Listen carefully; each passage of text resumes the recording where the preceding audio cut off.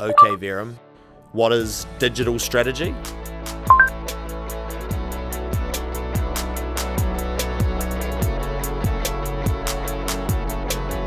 The first thing we do is actually called a digital maturity audit, right? This is where we take a look at where you are in your journey, identify gaps in your existing sort of strategy, look at your competition, what they're doing well, and how you sort of fare against them locally and internationally.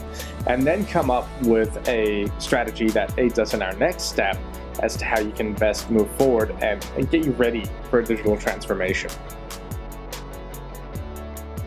Once we sort of know where you're at with your journey, the next step is to run customer focus groups, right? So we sit down with your customers, we figure out what they like about you, what they don't like about you, why they choose to do business with you, why do they spend their hard-earned money with you and not go to your competition.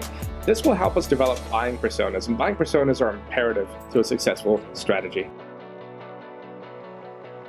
Once we've got all of that information, we look at a growth strategy and data, right? The whole point of this is to look at every single digital point, how much data we can gather, how meaningful that data is, and how we can utilize that for things, like experiential selling, for example, or marketing automation, etc. So we then come up with a comprehensive strategy around that and put that into play.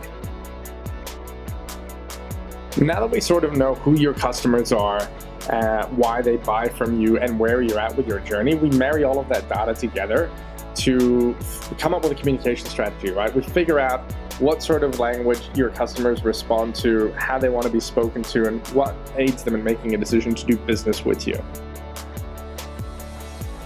And lastly, once we've developed the strategy, we'll go ahead and test it out on a small scale, right? We test it out on a small scale, gather data. Once we know what strategy is working, we simply scale up until we find the law of diminishing returns. And that's how we do digital strategy.